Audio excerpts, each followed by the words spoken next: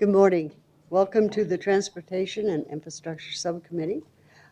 This is the first meeting of the fall, I believe, and I will call the meeting to order. First item are the minutes. We have a motion to approve. Do I have a second? I'll second. That's my first meeting. I know, back on the you're subcommittee. newbie, Second. but welcome. Yeah, I'm looking forward to it. Council. Thank you. All in favor, please say aye. Aye. Motion approved. We will go to the consent agenda, but I need to make a correction on number 2. They asked for $50,000 for the Ellen MacArthur Foundation, and they got the bill, and it came 35 British pounds. So I would like to amend this to reflect the 35 British pounds, because I don't know exactly what the conversion rate is when you go to pay the bill. 35,000 British pounds is my Oh, understanding. 35,000, oops. Converts to, as of, I think the invoice date was $55,000. Okay, so it's an additional 5,000 for Correct. that. So we will note that that is amended to reflect that change. And does anyone have any questions on any of the other consent items?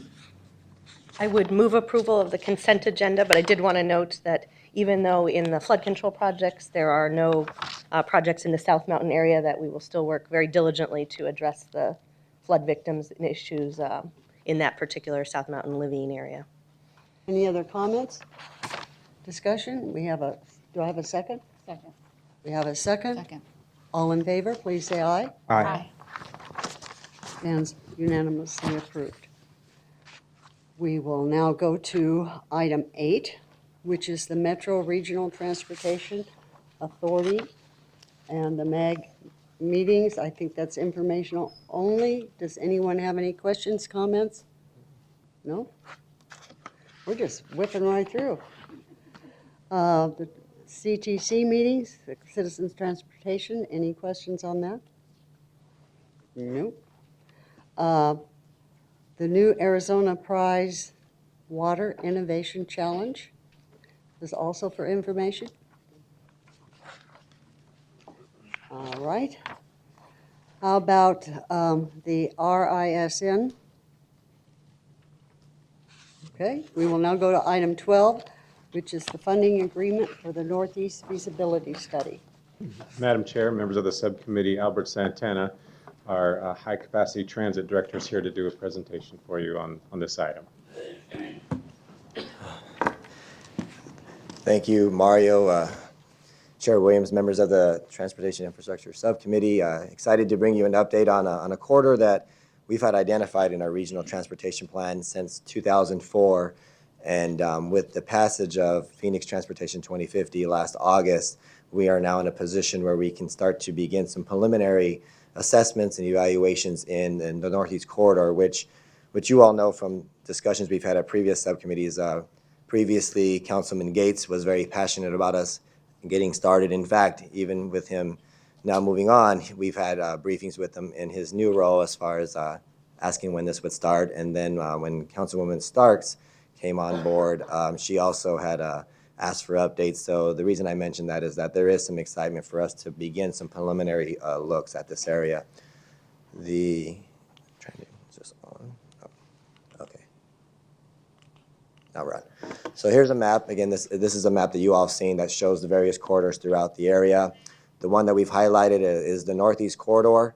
The current date on the plan still shows 2034, but that's exactly why we want to begin this feasibility study, to look at the different opportunities and constraints and aspects of the corridor. Kind of going in a little closer, what you see on the solid yellow line is our existing light rail system. And really what we're trying to figure out is how the existing light rail system will connect to the area around the Paradise Valley Mall. We're going to be focusing on 2 areas. For the beginning of the study, there was a 12-mile corridor, which was looking at around Central and Camelback, and how via Central and Camelback area, how could we maybe along State Highway 51 get to the Paradise Valley Mall area. But with the extension that just recently opened in March, we now also wanted to explore a possible maybe 8-mile corridor that would come off of the 19th Avenue and Dunlap area, and see if there was a way to advance the corridor to the Paradise Valley Mall via that piece of the existing. So the total cost for the study would be $400,000. And the important thing to know is that Valley Metro is going to reimburse the city of Phoenix in fiscal year 2021, 2022. Because this is a part of the regional transportation plan, that's when they had the study slated to begin. But again, like I previously said, with the passage of T2050, we were able to get this study started earlier, which I know many members of the community were excited that we were going to start it now versus having to wait to begin in 2021. But we will be getting reimbursed by Valley Metro. The two corridors, the one that would be around Central, Camelback, Central Indian School, again, is the 12-mile corridor, looking at opportunities or different aspects around Indian School, Camelback, and also looking at the freeway and just really trying to better understand any kind of, whether it's fatal flaws, right-of-way constraints, connectivity, and what, at a high level, what the cost would be, both capital and operation. And then the other area would be looking at more of a connection between the Metro Center Mall as well as the Paradise Valley Mall. Lots of destinations, things like Sunny Slope High School. We also have a hospital on 3rd Street in Dunlap. Also looking at Cave Creek Road. Recently had a meeting with the Arizona Christian University, which is interested. They're around 26th Street in Cactus. So lots of different things to look at in both areas, and this study will allow us the next year, year and a half to better understand the dynamics of both study areas. Here's some of the scope. Again, at a high level, we're going to be looking at engineering constraints, definitely taking a look at the capital cost as well as the operating cost. That's important if we're going to start to answer, is there an opportunity to advance that date from 2034 and do something a little sooner? So we're going to be spending a lot of time on that. Ridership's always a big part of this, so we'll be working with Valley Metro and MAG and looking at different travel patterns and what our projected ridership would be for either one of the areas. And then federal funding feasibility, like with all of our light rail projects, we also we are always looking for participation from our federal partners to help build these projects. So we'll be looking at the feasibility for federal funding. The schedule was calling for the study to begin this September, so we'll be starting either this month or October. And again, it's about a 2-year duration for us to do these types of high-level feasibility studies. And with that, staff is requesting the Transportation Infrastructure Subcommittee to approve a funding agreement with Valley Metro in the amount of $400,000 to conduct the Northeast Transit Corridor feasibility study. And I'd be happy to answer any questions. Do we have any questions? Do I have a motion? Motion, I have a quick comment. This is exciting. The map that you showed, Albert, that has the other routes in place. I know that we're excited to hear about the earliest route in South Central Phoenix through District 8. You know, hopefully that does make it into the president's budget. But this is about moving the economy forward through economic development. And there's no greater tool, as far as I'm concerned, than light rail. So this is really exciting to continue to move the needle with hopefully this type of study for the Northeast extension, excuse me. That said, my motion is to approve recommendation. We'll second that motion. It is exciting to be moving forward. Everyone wants their extension yesterday. And so when we can expedite, that is good news. People really are looking forward to having the benefits of rail in their community. We're hearing particularly often about how much it helps students and people who, for medical reasons, don't have access to a single family or a car. So great news. And we did just have a great meeting with the Secretary of Transportation about getting federal support for light rail coming south. And so with additional money leveraged in, maybe we can continue to stretch Prop 104 dollars further. And so thank you to Albert and Mario for helping us prepare for successful outreach to the federal government and our partners there. Lots of good news in this area. Look forward to supporting the motion. Thank you all. Okay, all in favor, please say aye. Aye. Motion carries. Thank you, Albert. Thank you. Takes us to item 13, Transit Street Furniture and Bus Advertising Revenue Contracts. I think, Maria, is this your baby? Yes, Madam Chair, it is. So today we are back with the results of our invitation for bids that we briefed you on prior to our issuance. And Ken Kessler will walk you through the results of the invitation for bids proposals. Thank you, Maria. Madam Chair, members of the subcommittee, I'm going to provide a very brief presentation on our procurement process for the transit advertising contracts for the City of Phoenix. Now, let me step. It's 2 contracts? Currently, we have 2 contracts in place, yes. And so with that, good segue to the next slide. So as mentioned, there's 2 contracts currently generating about $3.5 million in revenue totally today, using our shelters and benches, about 1,100 shelters, kiosks, and benches out there with advertising, as well as on the bus advertising side, where we have nearly 500 of our fixed route buses available for advertising under the bus program. So just to give a history under the current contracts that began in going back to 2012, here's the revenue history. You can see the bus and the furniture components there. So we see some modest growth, and obviously in 2015, there's a big spike there, primarily due to Super Bowl advertising that we had here in Phoenix. But we are currently seeing revenue trends upwards, so that's good news as we move forward. So as part of the procurement process, as Maria mentioned, we did issue an invitation for bid that was issued on June 17th, and the bids were received on July 19th. We did issue the procurement to be either a single contract for both the bus and the furniture program, or separate contracts. We wanted to look at different opportunity. As I mentioned, currently there's 2 contracts, and we wanted to see if a single contract or maintaining 2 contracts would be more favorable for the city. So as part of that process, we did in the IFB include some minimum requirements that the bidders were required to meet. And we did receive 3 bids, and those minimum requirements were met by our bidders. So that was good, and we moved through the process. And in the IFB, we also wanted to make sure that we provided opportunities for new approaches to advertising, both on our buses and our transit furniture. So it did include opportunities for doing things like shelter wraps, which we're currently piloting under our current furniture program, as well as providing opportunities to explore new technologies, such as maybe beacons or any other new emerging technologies that would be available for our transit advertising program. Can I just add to that? Our next census will occur during this time period of this contract. And at that point in time, we'll have a better idea of whether the Phoenix market moves into the top 10 market. What we wanted to do was make sure that our contract allowed for the innovations that could come normally in our current, where we sit underneath the top 10 market. Once you get to the top 10 market, it opens up more. So you have more national advertisers and local advertisers willing to spend additional money and maybe doing more technology things than what we see today. So we wanted to make sure that we didn't limit our opportunities on our innovation. As you can see with the shelter wraps, that's something that our current contractor brought to us. And we've been able to embrace and put forward and make sure that this is in their contract. But in the future, especially if we make it to a top 10 market, we may see more digital. We see more things that you see in markets like LA or Chicago. And so we wanted to make sure that we were going to be able to take full advantage of those and negotiate each one of those as they're brought in.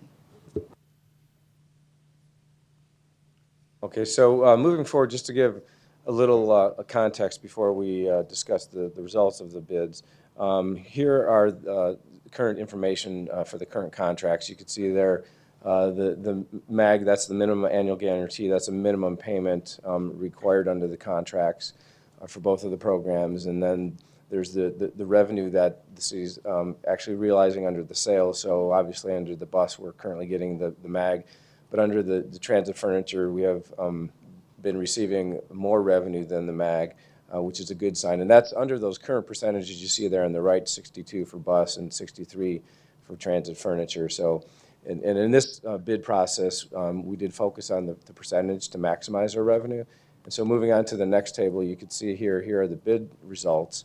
And you can see that the percentages are a pretty substantial increase over the percentages in the current contract. So we're very pleased to receive these bids and see that the opportunity for enhanced revenues is there for us. And so with that, city staff recommends that the T&I subcommittee recommend city council approval to award the transit street furniture contract to Lamar Transit LLC and the bus advertising contract to Clear Channel Outdoor based on the bid submitted. And with that, I'd be happy to take any questions. I do have one card. Casey Sexton, would you like to come up, please?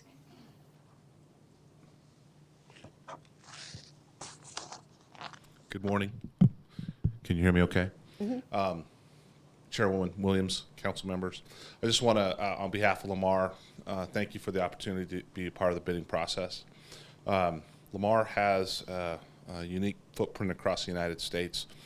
We have approximately 325,000 billboards, in addition to our over 70 transit partnerships across the United States, Canada, and Puerto Rico. We currently hold the contract with Sky Harbor, and we've had a record year this year, and we've had a number of overage payments paid to all of our transit partners across the United States. We hope to do the same here with Sky Harbor, and we're honored that we have the opportunity, and we look forward to developing the assets along the way. Currently, we have over 300 digital displays in our airports across the United States, and we feel like we can parlay that into some exciting things happening as the city and as things develop here in the city. I just want to again thank you for the opportunity. Thank you very much. Can I ask a question? Yes, you may. This council is very interested in smart cities and making sure we're digitally connected. We are looking at kiosks in our downtown that might help provide information in real time to people who are visiting, maybe even in more than one location. Right. I think this will be a separate contract from that, but we would love integration wherever possible. Could you talk about sort of what you see coming in terms of technology and smart cities and what you maybe are doing in your other markets? You bet. The key with smart cities is population density. And so we want to be where the people are so people can, one, have the amenity to use, but also provide a monetary opportunity for advertisers. The folks that are out in front of this, and pardon the pun, are Intersection out of New York. And what they've developed is Link NYC. And they have developed a kiosk system that they're, you may have been recent to New York, Third West has them lying down the street. They've currently gotten a little bit of fire of how people are using those, but I anticipate some sort of asset or vehicle like that is where it's going to head, but also through other means of technology that can provide cellular network inside buildings. We see that in some of our airport properties. We're currently discussing that with our folks at Sky Harbor as another way to be able to connect people with technology. But I think we're on the cusp. I think in the next 5 years, I think you're going to see some really, really exciting things. And being in a city this size, it seems like it's a natural fit. And do you feel this procurement will allow us to innovate as new technology becomes available? I visited New York this summer and used their kiosks. Right. Yeah. So I absolutely do. As Maria said, I think the procurement itself was very fair, but it also left an opportunity to grow revenues, which is in everyone's best interest. We want to do it respectfully to the community. You don't want to over inundate an area with kind of loud and gaudy. So we want to make sure that we're specific and strategic. But I mean, this is a great economic, the education, medical, technology folks are here, the transportation system, they're getting people to and fro. I think it's ready to pop. So we don't see digital early in the contract, but you might see smart kiosks later is where? Well, we could begin those conversations as soon as the contract commences. We could identify locations, and then really what you have to do is just figure out how you repay the capital expenditure. And so that's just a conversation, and there's a couple, I've seen it done a couple different ways, but we could begin that conversation soon. Great, thank you. You bet. Thank you. Any other questions or comments? Motion? Motion to approve staff recommendation. Do I have a second? I'll second it. All those in favor, please say aye. Aye. Opposed? Motion carries. Thank you. We will now go to the parking meter update.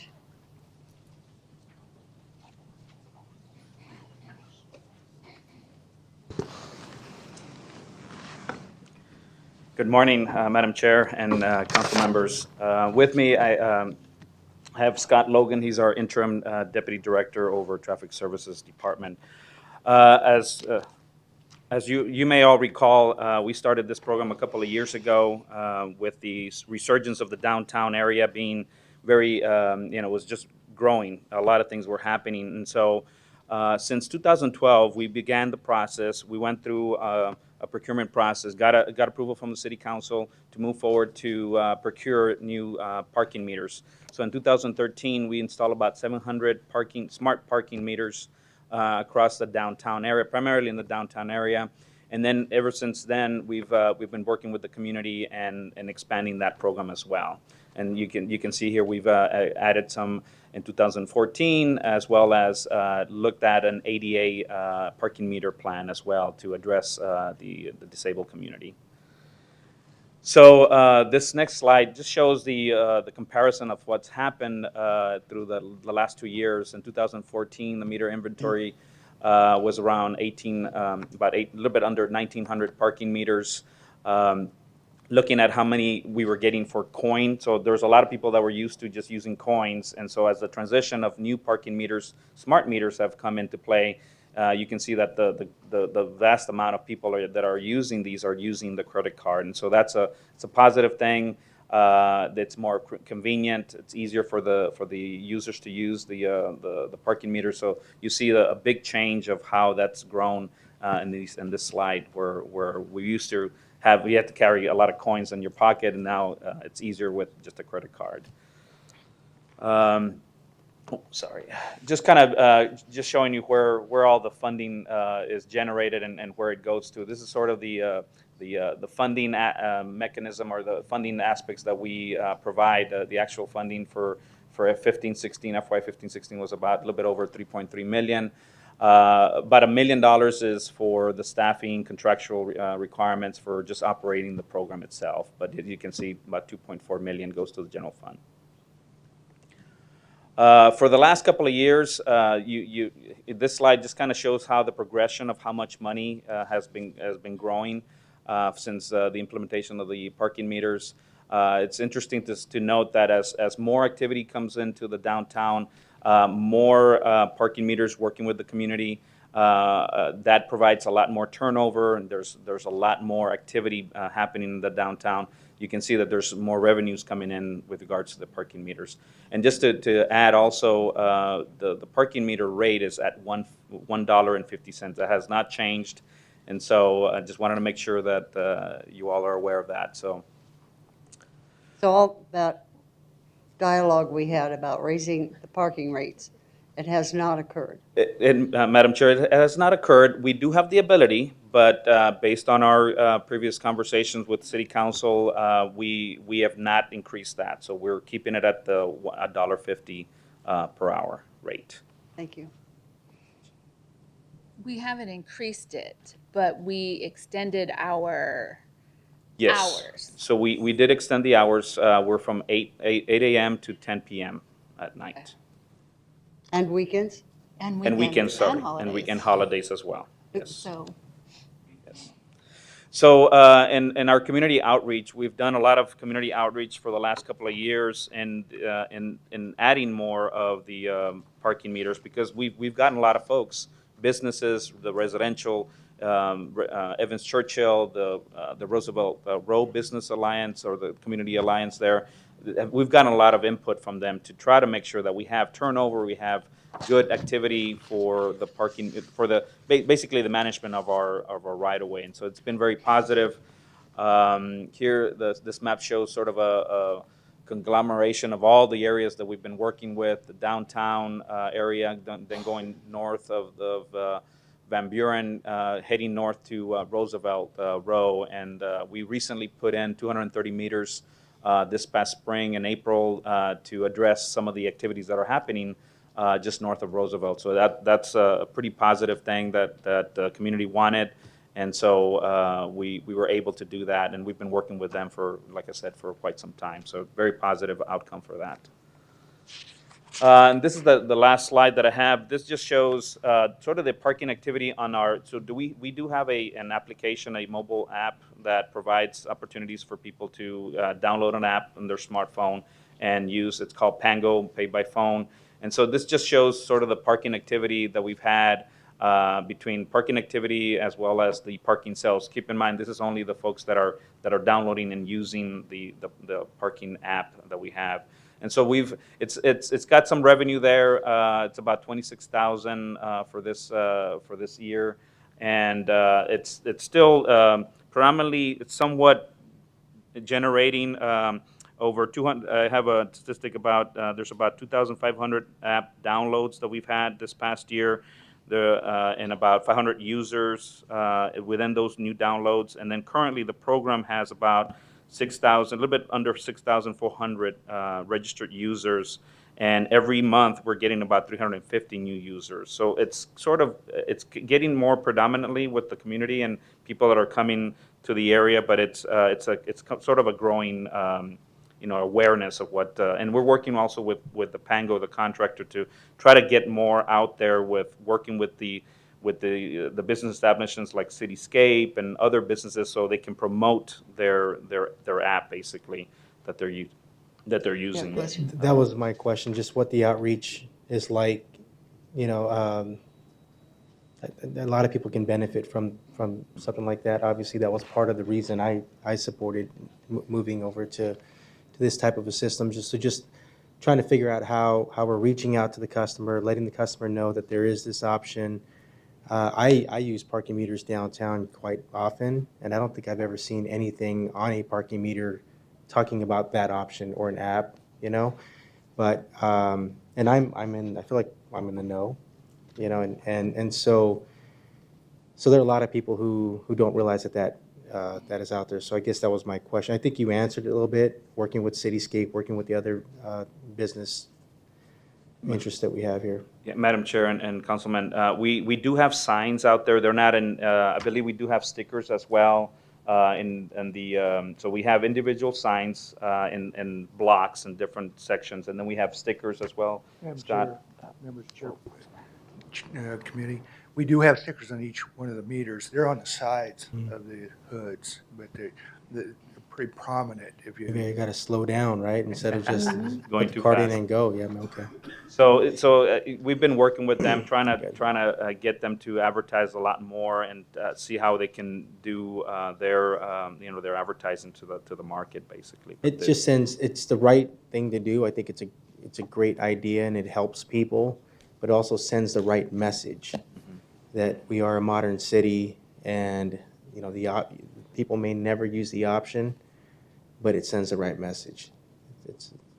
The other thing to note is that we are looking at extending Pango's contract for another year, and then that will give us another time frame for looking at going out for another procurement. And it might be Pango, it might be somebody else, but we're going to be coming up and extending that contract and looking at potentially going through a procurement process the next 12 months to eventually get either a new one or the existing contractor. Councilwoman? I know there's always growing pains with rolling out a new item, and especially with Pango, because District 4 is in the know, and the millennials know about Pango. The dynamic that I was receiving and getting was I paid on Pango, but I'm getting a parking ticket. And so there was some disconnect, and I don't know exactly where the disconnect was, but several constituents were contacting us, and we're getting parking tickets. Now, one constituent paid the first parking ticket, and then the second time around, we don't know where the glitch is, but I paid on Pango, and here's my receipt. And so I had to, behind the scenes, go and demonstrate everything. But I know that it was rolling out new technology, and I also know that it had to do with our meters and everything, and so how they talk to one another. So, Madam Chair and Councilwoman Pastor, we did have some glitches at the beginning of the rollout, and they were minor. Don't know the percentage of it, but we've been working with our law enforcement on the parking meter people, and making sure that the configuration between the technology that we're using for Pango and for the smart meter is communicating faster to our the law enforcement, the parking meter enforcement folks. So we've been working through that. We haven't had recently any. We did some changes because of of that, the beginning of the year. We haven't had, I mean, there's sometimes some minor issues that come up, but we haven't had a lot of the issues recently because of the changes that we did with the It's parking meter. usually how systems learning to talk when you roll out technology. I mean, that's just part of rolling out something new. But they do use it, obviously, and like it. So it's moving forward, but also understanding the little nuances of moving forward that happens in anything. So thank you for that. So that's the final for our presentation. Councilwoman? I have one more. Oh, yeah, yeah. Since we're on, I can talk about parking meters. Mario Paniagua was with me in traveling in DC, and we were definitely looking at all the streets and different items that we could bring back to our city. And I believe, Ray, I probably should have sent it to you, but I sent it to Mario, about our parking meters. On the parking meters, and in other cities I've seen it, but I was able to get a picture here, is that there's huge signs that says 2 hour meters.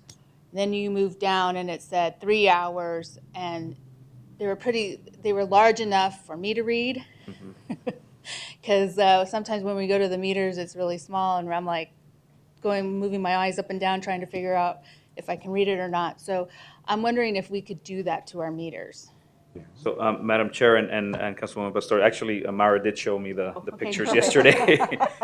So we do have, it kind of goes back to the Pango sticker that we have. We do have stickers on the face of the meter, and where the ones that, and then it'll say either hour, 2 hour, 4 hour, but the ones that have a little bit more information are the ones that are closer to the ASU downtown, because we've been working with the ASU community, the students. There are some changes where if it's closer to ASU downtown, there's after, I believe, is it 5 o'clock PM when we change some of those? Yeah, 5 o'clock we go to 4 So hours. there's a split, so the regular time is, it's whatever that time is, and then it has another split within that sticker. So it might be smaller on those stickers where it says what the actual time frame is. But we do have those stickers, but we can show you some of the examples that we have across the meters that we have. And I would just add, this is an area where we can always make improvements and continue to get better. And so we'll look at our existing inventory and compare it to what we saw in DC so that we can make sure that we're putting out the best and easiest to read stickers out there so people can know as they drive up what the timing is. I'm aging, Mario, so my eyes are changing, and I'm having those issues now. One more. On 5th Street, I want to say it's Fillmore. Those parking meters are still taking change. So we not, I know we're in the process of updating all the new parking meters. You want to answer that? I think it's between the 5th Street and Roosevelt, because I went to it's where the apartments are. I can't remember the apartment's name. And so I parked in the meter, and I'm used to paying with credit card or debit. And so I was like, oh, there's no debit. Let me go through my car and find some change. But, Madam Chair, we'll take a look at.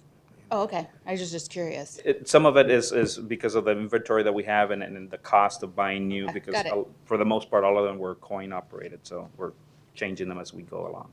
How many do you change a year? It's about 200 to 300. Convert.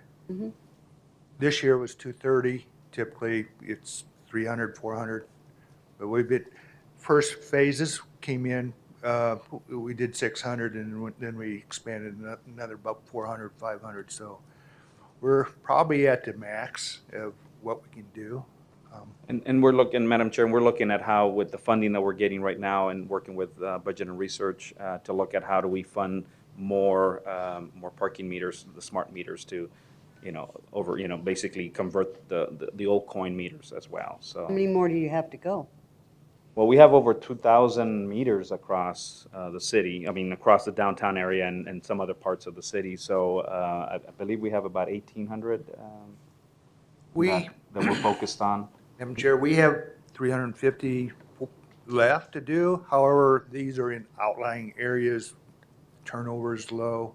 we have to be concerned about what revenue we receive in those meters in their outlying areas, and some of these meters, we receive $10 a month. So the pay, we look at if it's cost effective to put the smart meters in these locations. Any other questions? Vice Mayor? So would it be safe to say we've changed out the meters that have a payback period of 5 years or less already? We've, Yes. Madam Chair and Vice Mayor, yes, we've concentrated a lot of the smart meters in the high-intensity activity areas. Yes.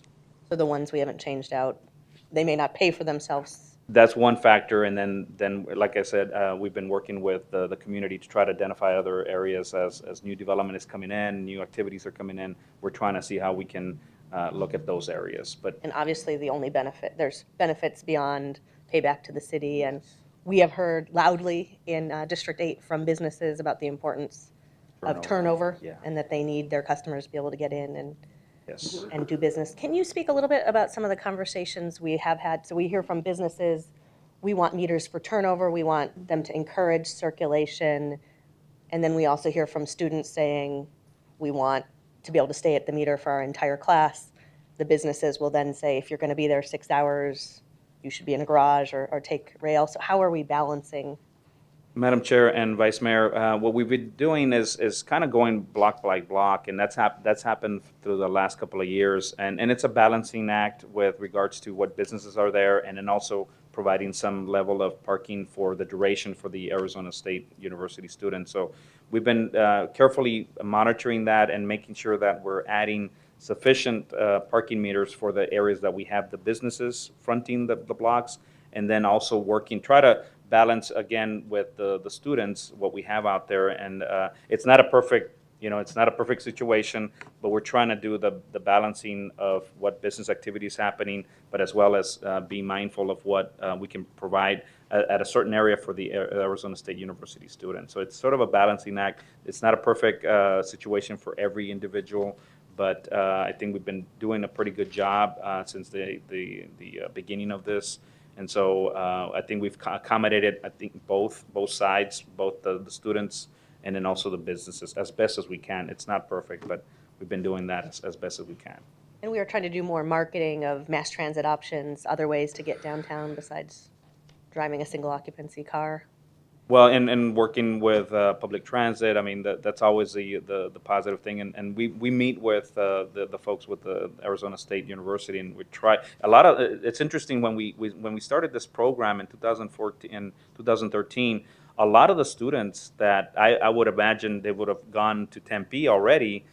There were new students to the university, and so they had never experienced paying for parking, and so we had this new advent of new students that they had never parked. They went from one day not paying to a following day paying. So it was a big transition, and I think it's been working well with them, with the student body of the downtown, and we try to be very active with them and try to encourage more public transit with them as well. And we're still very affordable compared to many cities. So when I was in New York this summer, the half-an-hour rate for half an hour of parking was much higher than for an entire day in downtown Phoenix. Yes. So if people saw, I suppose it depends what you compare it to. If you're used to free, then any expense is tough. If you look at some of our other large cities, we are still very, very affordable. One of the questions I get most often is from people who they can't read the meter, especially at night, or it's maybe gone out. Will you remind folks what they should do when that happens? Madam Chair and Vice Mayor, so we do have at night, we've had some challenges with that. So we've been working with the manufacturer to make sure that we have a good light on the LED itself. As many people might have a smartphone, so sometimes you could use your smartphone. But we've been working with the smart meter company to try to make sure that we have good lit on the face of the meter. But it's sometimes also during the day, if you have the sun hitting it, sometimes that's a challenge. But for the most part, we've been working through that as well. So. And if the meter is out and someone can't pay, what should they do? Madam Chair and subcommittee, They're not, it's illegal to park in that space when the meters is out, so they'd have to park in a different location. So- But we'd love it if they would, there's a number on the meter, and we'd love it if they would tell Right, us. Right. Well, Go ahead. Oh, Yeah, that's it for me. okay. so I've experienced that 3 times. One time, I called the number, couldn't get anybody. It's 262 something, or the number that's on the form, and so couldn't leave a message, and so I just kept trying to call, and then I gave up. The second time around, I went to a meter. I put money in it, And it was out. and then I realized it was out. And so at that moment, I was like, wait a minute, I just put money in here. It's running me late to a meeting. Obviously now I know it's illegal to park there, but I was like, put money in it. Hopefully something will, and I wasn't there that long. And so that's another item. And then the third time, when I did call the number, I did get in touch with somebody, and then I had to figure out where the meter number was and read it to them, and was able to let them know that that meter was out. So obviously you could see I park at meters a lot. So those have just been my experiences. So I'm sure my experiences is very similar to those parking around the city. And good to know. I'm not sure, what do you do when you put money in it? Do you report it, or? Madam Chair and Councilwoman, typically you can report that to us, and we can make the arrangements to just make sure that you can get the funds back. But going back to the meters not working, our goal is to make sure that we have they're all battery, they have a battery Right, inside, right. so we have a cycle of turning those and making sure that they're operating up, all the time. Occasionally, we're gonna have the ones that don't operate, but it's far between, the ones that don't work. But the key is to make sure they get reported, and then we can go out Okay. there and fix them. I'll take pictures. Thank you. Thank you. Thank you very much. Takes us to item 15, Energy Management Program. Do you have to leave? Yeah, I'll call in for the Okay, final. and welcome to the committee. Thank you.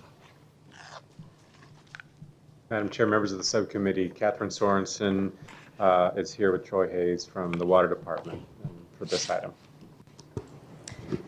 Good morning, Chairwoman Williams, Council. Thank you so much for letting us present to you today on our energy management program. We're really proud of our efforts, and this is important for our ratepayers because our efforts towards energy efficiency reduce costs for them.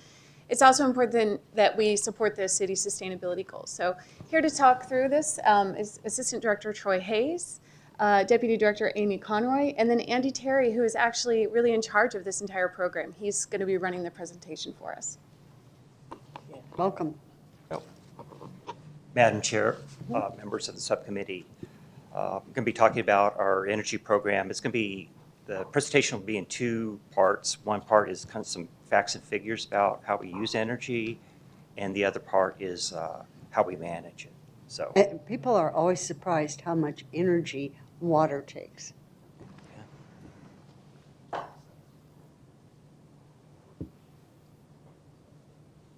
okay. Water Department, we're the city's #1 energy user. We use about 38% of all the electricity used citywide, 36% of all energy, including natural gas. So energy management is very important to us. And when I try to explain to people, well, why do we use so much energy? There's 2 ways I can explain it. Water's heavy and we move a lot of it. This bottle holds about 16 ounces of water. There's 8 of these in a gallon. A gallon weighs 8.34 pounds. You multiply the amount of water that we produce, 104 trillion gallons of water per year last year, times that weight, it comes up to 437 million tons of water, some of which is pumped up the side of Camelback Mountain and to high elevations. So pumping is our biggest energy use. On the wastewater side, it's air.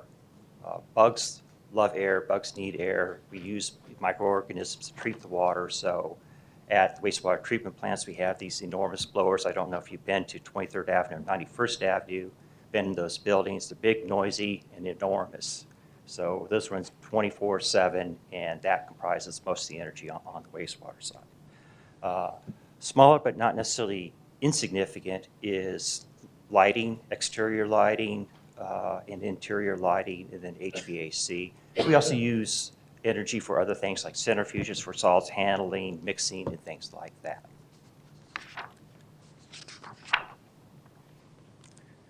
So if you look at the energy pie, so to speak, the bulk of the energy is used on the water side, and mainly for pumping. We use 254 million kilowatt hours per year.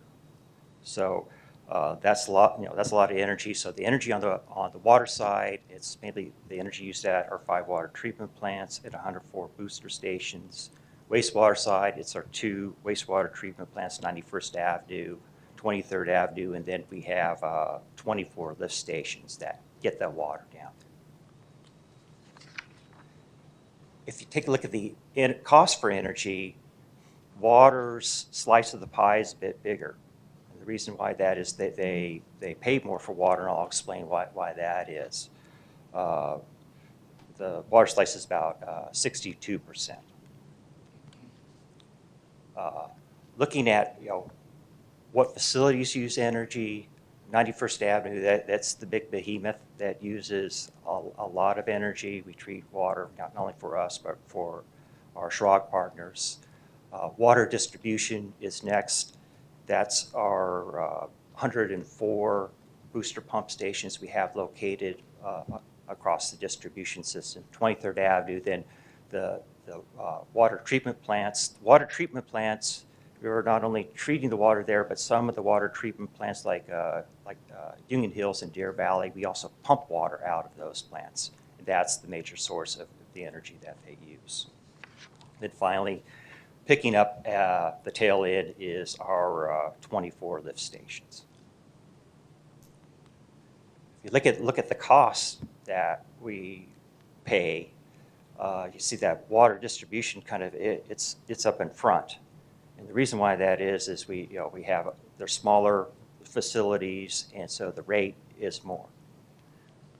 And if you'll let me jump in, it's also important to recognize that when it comes to water distribution, the main role of the pumps is to meet peak demands and to meet the demands whatever time of day they occur. So we have a limited ability to really go back and try to time the use of our energy for lower cost times of the day. And then also, those peak demands are also the peak demands for the utilities as well. And so then they charge more at the time that we're pumping more water. So it's just kind of how it is. So our peak demand is early evening, usually? It starts to ramp up. And so the demands, as you can see for water use, it's normally we have a peak in the morning. So 5 in the morning, we'll start ramping up. That water will start going. It dies off during the day. And then about 5 p.m. or so, it'll start ramping up again. So 5 to 7 p.m., we'll have another peak. I've heard the rumor that our single peak is sometimes halftime at the Super Bowl. Is that true? Mostly on the wastewater side, but there is a peak a little bit on the water side. Okay, so if you look at the cost that we pay for electricity, 91st Avenue is actually pretty low. We're SRP's best friend forever at 91st Avenue because we use so much, so we get a preferential rate there. Water distribution and particularly wastewater collection, since they're smaller facilities, and particularly with wastewater collection, we can't control the peak for those. When the wastewater comes in, we have to pump, so that's what we have to deal with. So then this gets down to the dilemma as well, how do you manage electricity and what type of projects do you want to go after? Do you want to go after the big facilities where there's potentially more potential for savings, or do you want to go after the smaller facilities where the potential payback is higher because you have a higher rate? And the answer to that is yes, we can do both. So I see our program as 3 shades of green. And I think the one we typically think about is energy efficiency, using less energy. And that's a key component of our program. But we also have 2 other components. One is offsetting our fossil fuel carbon-based energy with renewable energy. And then 2, this is also important just from a rate standpoint, controlling rates for our customer is paying less for energy by managing how we can using energy and then also looking at getting better rates for the facility that is using the energy. So you probably heard the adage, you can't measure, you can't manage what you can't measure. Yeah, jury's still out on who's coined that, but that particularly applies for energy management. So we're spent a lot of time, effort, and money on getting good data on how we use energy.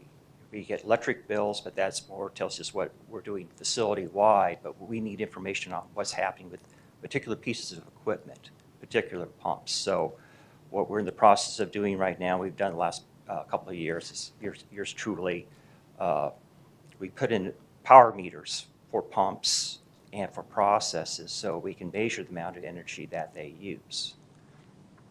So far, we've put in over 100 power meters around our facilities, and we're continuing to do that, working with larger pumps. That's our highest priority, then we'll work down to smaller pumps. So once you get the data, you need to make sense of it.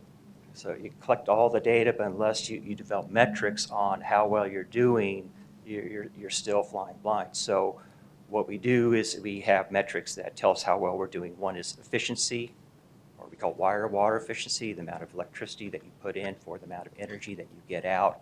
And the other is energy intensity, kilowatt hours per million gallons of water that's being pumped. So one of the tools that we use to be able to visualize these metrics is an energy dashboard. This is an energy dashboard that's been developed for Val Vista Water Treatment Plant. It's kind of hard to see in the light, but the top part tells us the kilowatt hours per million gallons, the million gallons of water that we're producing, and the energy that's being used. The pie chart shows the different processes where energy is being used. And then the line-looking graph, that shows us our demand. Again, Catherine was talking about managing our peak and all of that. So sometimes, particularly in a large facility, you don't want to be in a position where you're creating a double demand. In other words, you're running pumps and some other thing unnecessarily that increases your peak that you're paying for. So having a dashboard like this allows us to see that. And we're doing this at 23rd Avenue. So if we start seeing peaks stacking on top of each other, the operator will get a page saying, oh, you're approaching your limit on your peak. You can, if you can, turn off something, and that helps us save money. And then we can drill down into particular processes that how efficiently that they use energy. Do you have to do that manually? Oh. Or, does the system? No, so automatically- what happens is they have the dashboard, and that alerts the operators that are on shift, and then they go to the computer systems, which we've seen on the tours, and then they'll go in and they'll manually, on the computers, do that adjustments. And so all this is integrated into our control systems, and so it alerts the operators. And so what we don't want is it to do it automatically, because the operators need to understand what's going on and what the needs are for the treatment system. But there are times, as Andy said, that they could go, oh, I could turn this pump off and achieve the same thing other ways.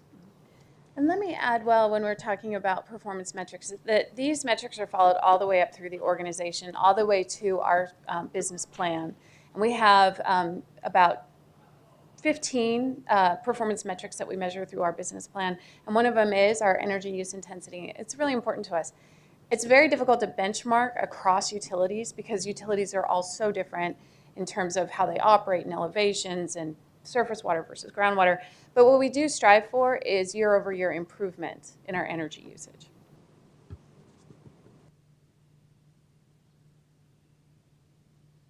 Where the rubber really meets the road for us is determining the efficiency of individual pumps and processes. So what we do is we go out and test the wire water efficiency. So we measure the energy, electricity going in to the pressure and the flow that's coming out, and we can determine how efficient that is. Hopefully you have a pump that's 75% efficient.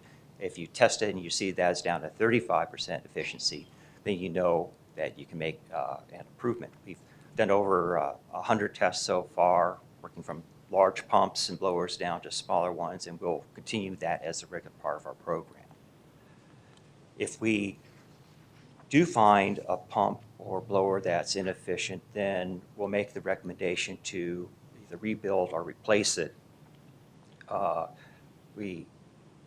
So what we do when we do that, we look at what the potential energy savings is based upon the cost of operating that pump, improvement in efficiency, and what that reduction in cost would be. We maintain typically a 5-year payback is kind of the litmus test that we use for whether a project is to go or not. We got 2 projects coming up this year that I'm really excited about because they're big projects and they have potential savings. Our Rio Salado booster is just south of the airport. If you drive south on, I think it's the 143, you'll see it on the right-hand side. We're replacing 6 pumps there. We're expecting that to save 2.2 million kilowatt hours per year just by doing that, and that will have a 3.5-year payback. We have a booster pump station at Lake Pleasant Water Treatment Plant where we're changing out the pumps, 1.4 million kilowatt hours per year with a 3.6-year payback.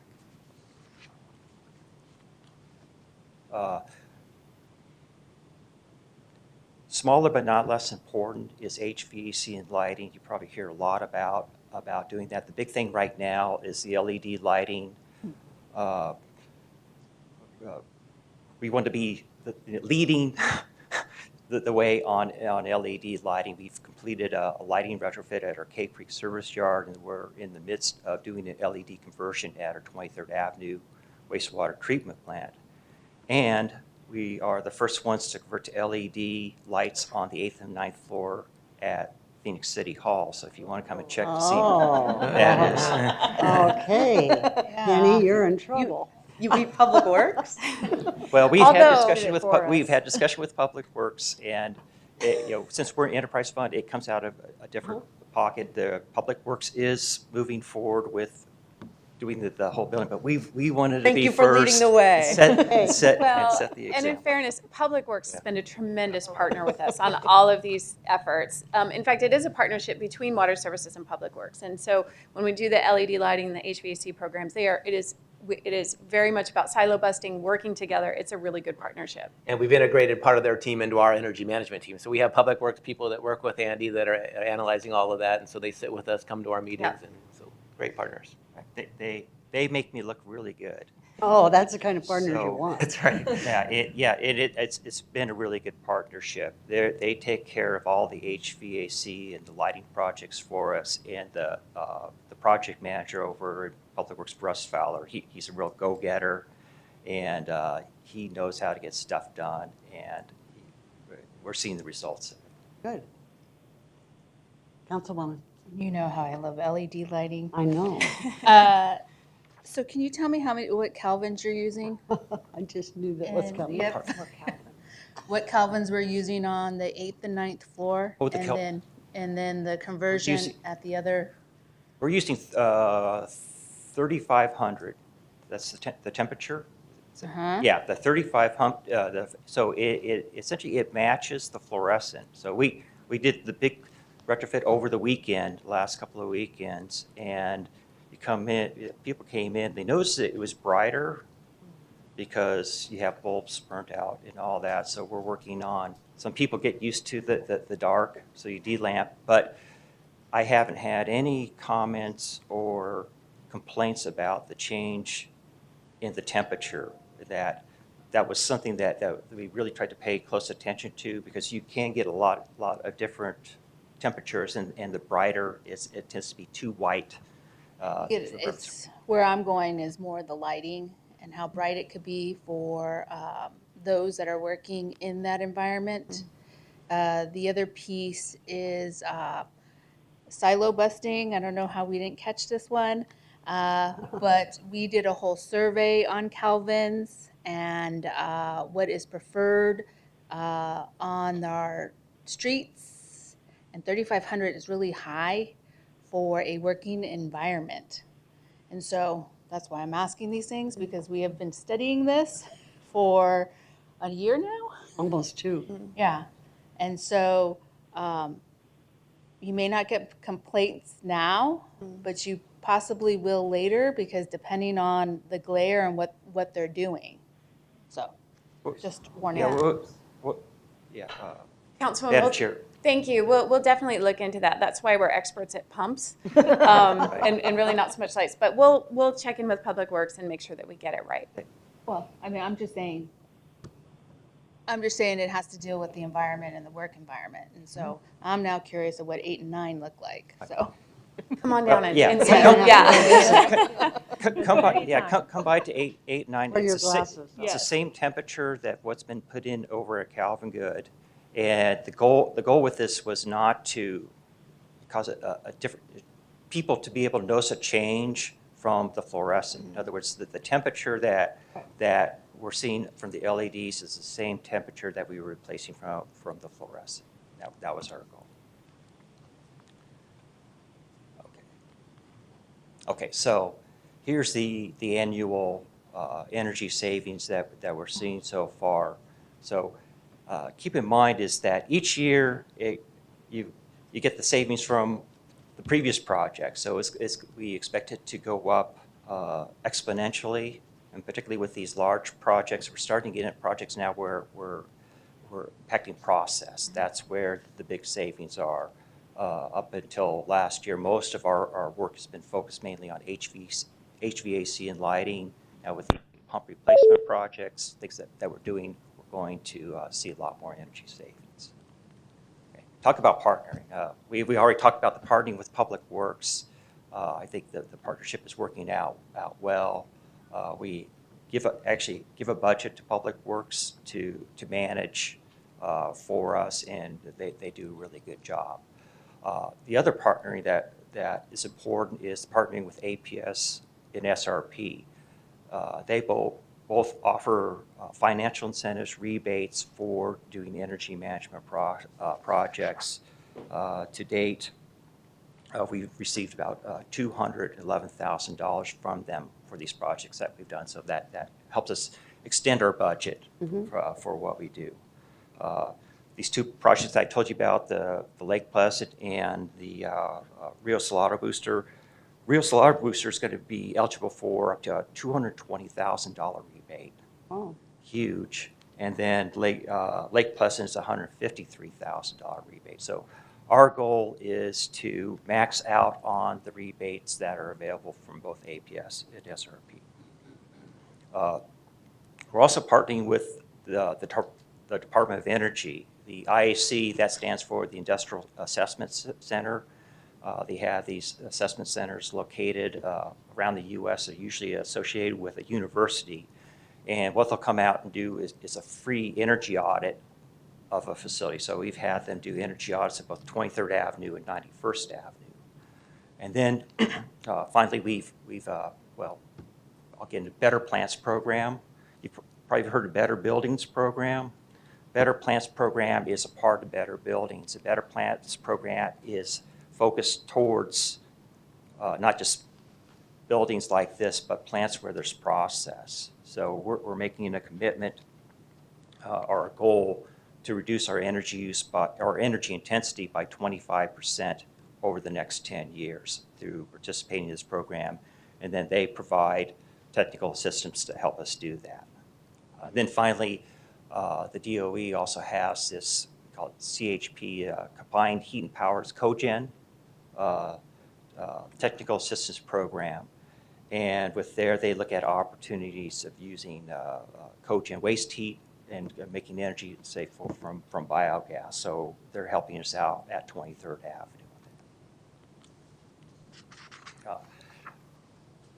Avenue. One thing that's maybe not all that well known of a fact is Lake Pleasant Water Treatment Plant is the home to the largest solar facility that the city of Phoenix has.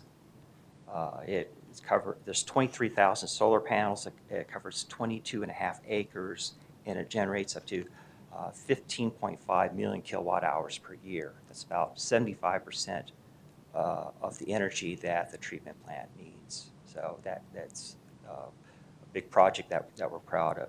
The other thing that is I'm really happy about is we applied for and received an allotment of 6.5 million kilowatt hours of federal preference power from Hoover Dam.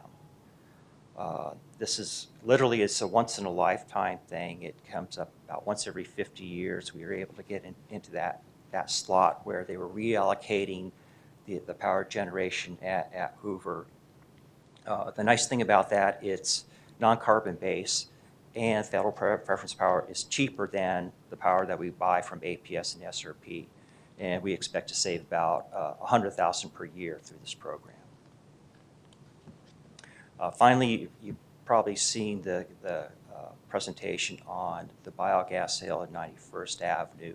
That's proceeding along. We expect to have that facility operational in the summer of 2018.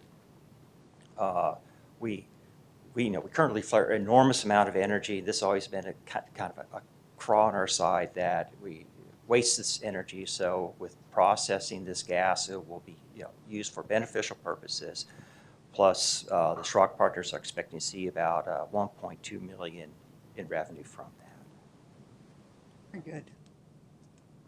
I was going to use Kermit the Frog, but yeah, this is Hopper, our stormwater protection mascot, and being green isn't necessarily easy, but it's kind of fun. I've really enjoyed working on this program. It's a passion, and I think we have a lot of people who are interested and passionate about energy in our department wide. They are really getting it, and I think we're getting a culture of energy management and sustainability within our department.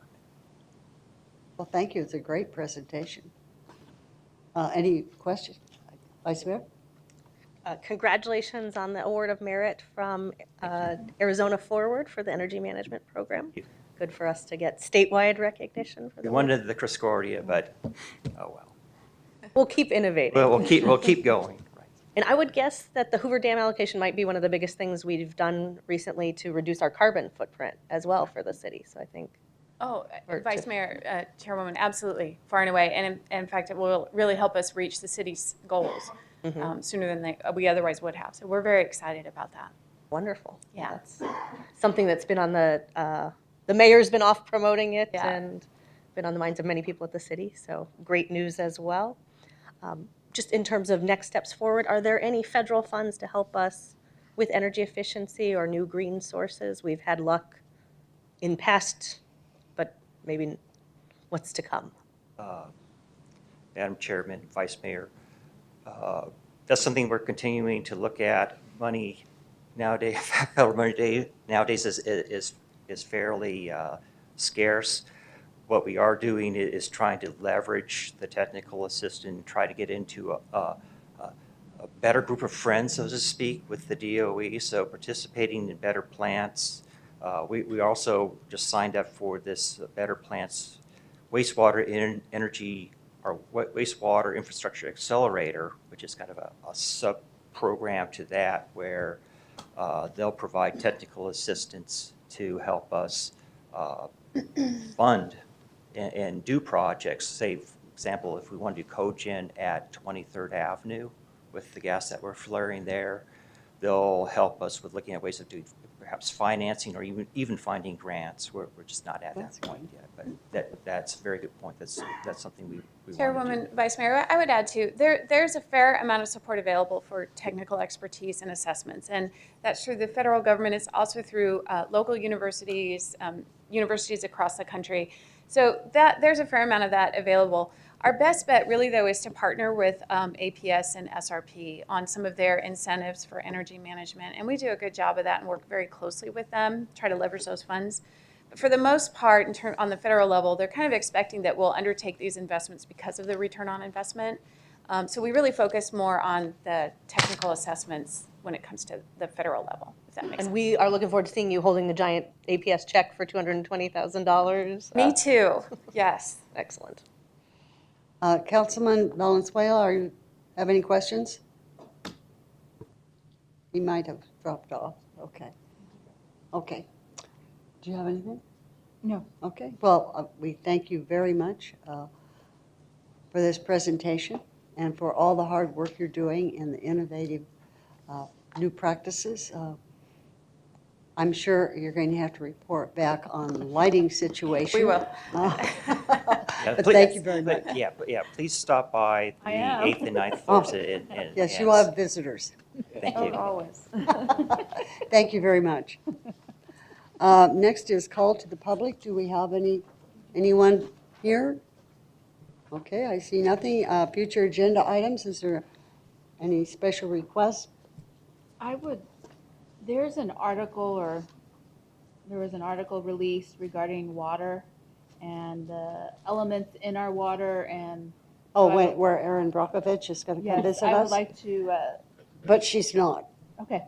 I would just like to have a discussion. Okay. Yeah. I Or information. I saw that. Well, I think we all did get a fact And sheet prior. Catherine and Troy have been on a lovely media tour, so I encourage Yes. everyone to check online for some of. I think the worst part of that was the headline. Right. Yeah. So, There isn't anything for the public to Right. get concerned about. right. That's why I would like to have the Okay, discussion. we will put that on the Information. next agenda. And it would be great to hear get the latest third-party research on what is a safe water system, because I think it's Okay. important that the public have all of the facts about water safety. I thought, considering we would do 2 million tests a year, ought to relieve some of the frustration or concern people were having. So anyway, hearing no further items, we are adjourned. So happy with you, Felder.